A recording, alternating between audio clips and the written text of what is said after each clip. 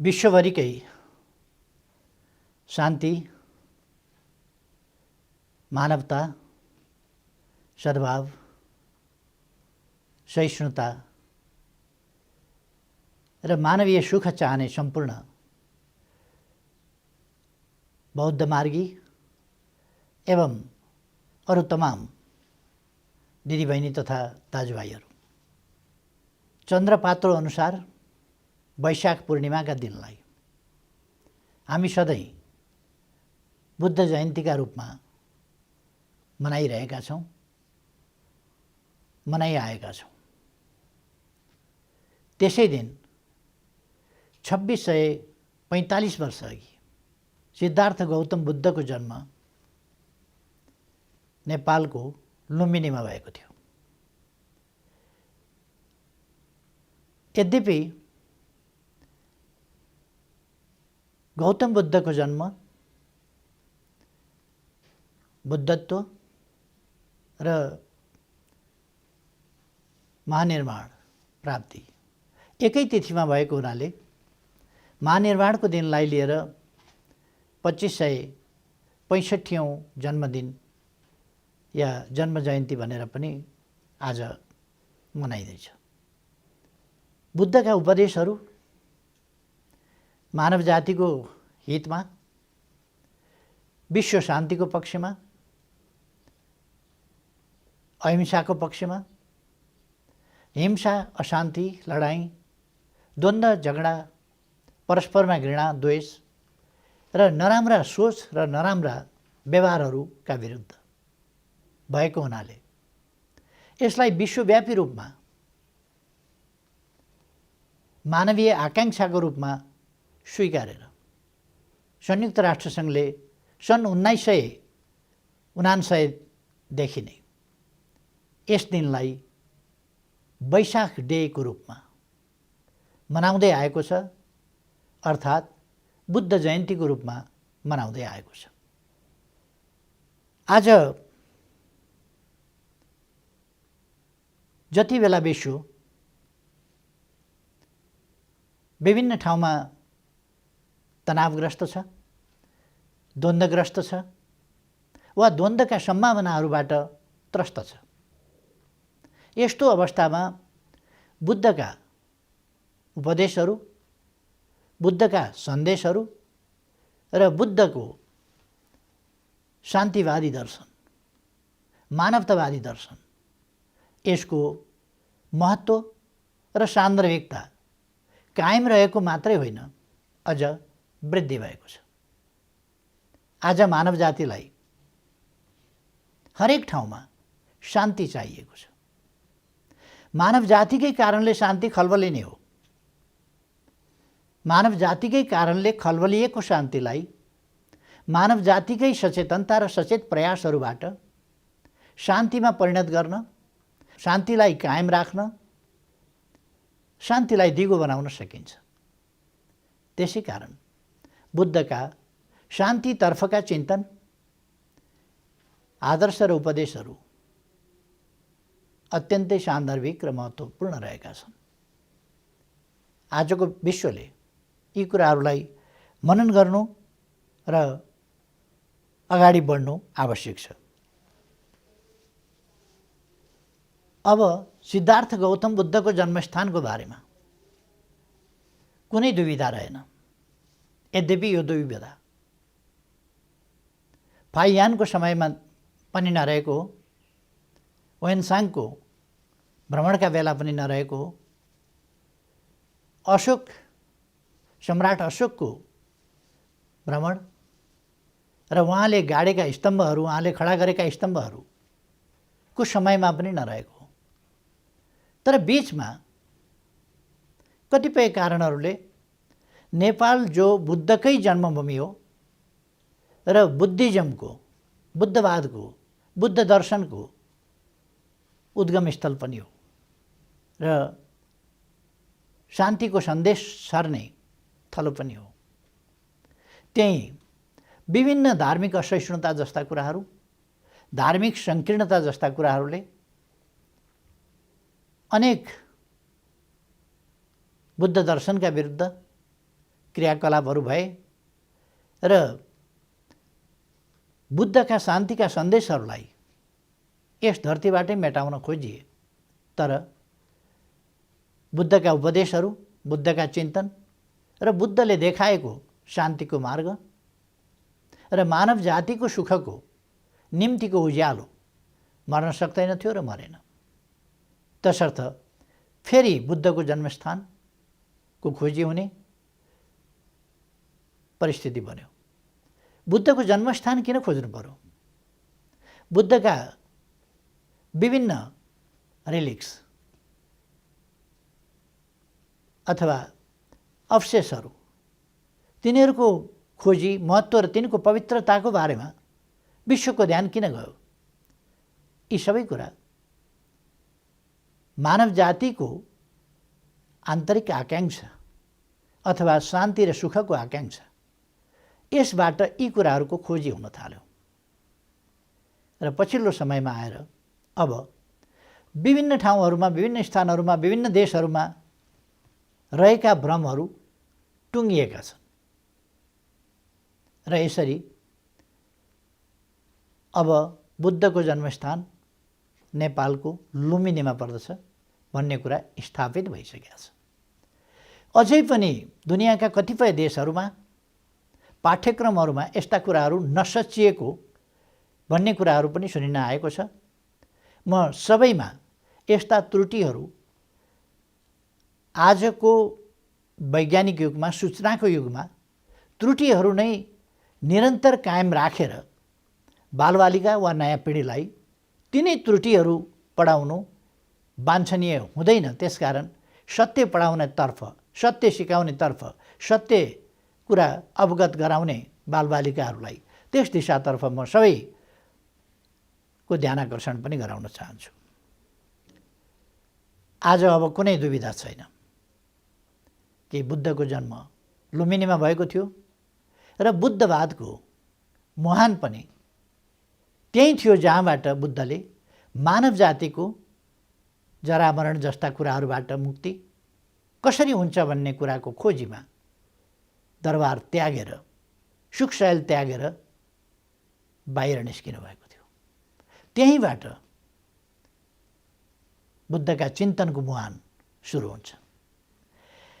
यसरी नेपाल बुद्धको जन्मस्थल र बुद्ध दर्शनको उद्गम स्थल हो भन्ने कुरा पनि स्पष्ट छ।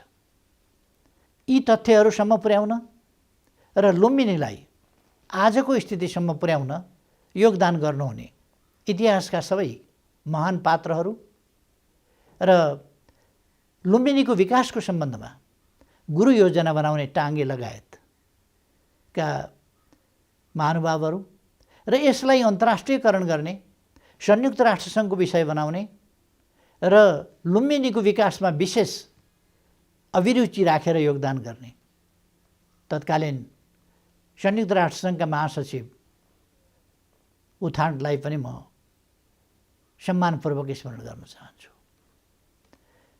त्यसबेला केही प्रयासहरू भए, पछि प्रयासहरू फेरि शिथिल भए। आज हामीले लुम्बिनीको विकासका प्रयासहरूलाई फेरि अगाडि बढाएका छौँ। लुम्बिनीका विकासका प्रयासहरू अहिले भर्खरै पनि, हालसालै पनि सिद्धार्थ गौतम बुद्धको बुबाको दरबार अथवा शुद्धोधनको दरबार,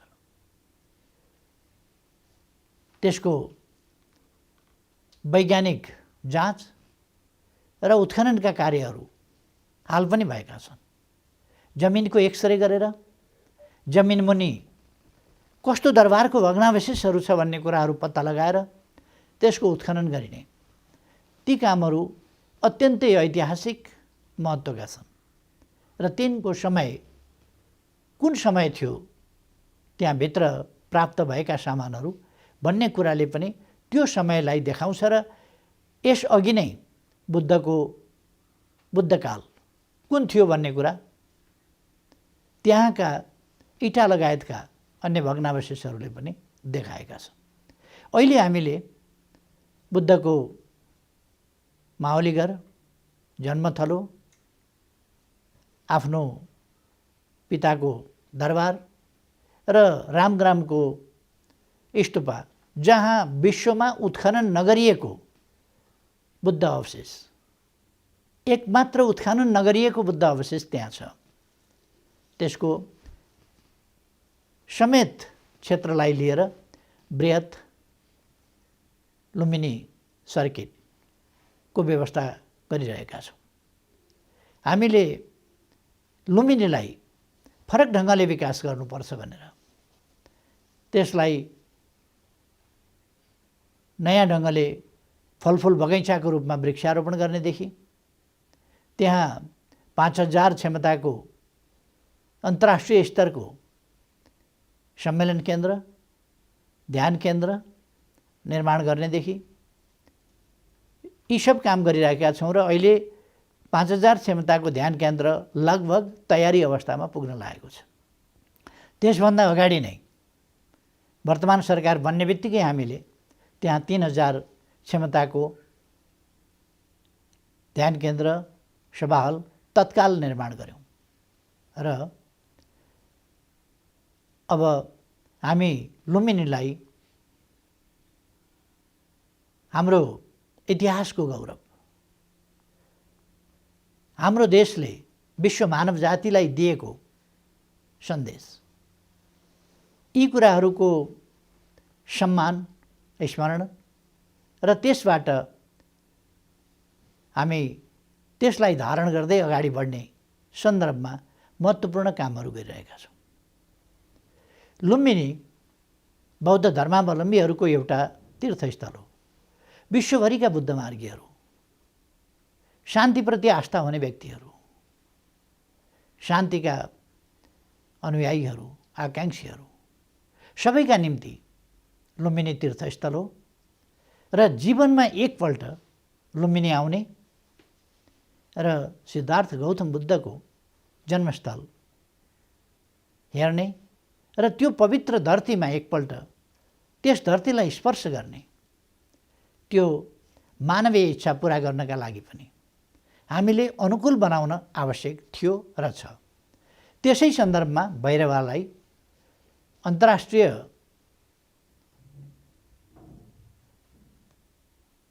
विमानस्थल, बौद्ध विमानस्थल, लुम्बिनी बौद्ध विमानस्थल भनेका छौँ हामीले। अब त्यसबाट उडान गरेर सिधै विश्वका कुनै पनि देशका मानिसहरू सोझै लुम्बिनीमा आउने र त्यस पवित्र स्थलको दर्शन गर्ने र त्यहाँको वातावरण, त्यसबाट शान्तिका निम्ति प्रेरित हुने, त्यसबाट आत्मिक, मनोवैज्ञानिक वा वैचारिक, विचारधारात्मक, सकारात्मक परिवर्तन लिने, ती कामहरू गर्न सक्ने परिस्थिति हामी निर्माण गरिरहेका छौँ। आज हामी यसरी एउटा भिडियो सन्देश मार्फत अथवा भिडियो सम्बोधन मार्फत वैशाख डे अथवा बुद्ध जयन्ती मनाइरहेका छौँ। तर हामीले सन् 2019मा भियतनाममा भएको अन्तर्राष्ट्रिय वैशाख डेमा वर्षको अर्को वर्ष हामी वैशाख डे नेपालमा गर्न पाऊँ, होइन 20मा सम्भव भएन भने र त्यसमा अलिकति उहाँहरूका केही प्रचलनहरू पनि छन्, त्यसले गर्दा हामीले 20मा नपाउने सम्भावना थियो। त्यस्तो हो भने 21मा नेपालले वैशाख डेको आयोजना गर्न पाओस् भनेर मैले आफ्नो मन्तव्य राख्दा त्यहाँ आग्रह गरेको थिएँ अन्तर्राष्ट्रिय समुदायसँग र वैशाख डे सम्बन्धी निर्णायक समितिका साथीहरू सबैसँग र त्यहाँ उपस्थित अन्तर्राष्ट्रिय समुदायसँग पनि मैले आग्रह गरेको थिएँ र त्यसका प्रमुख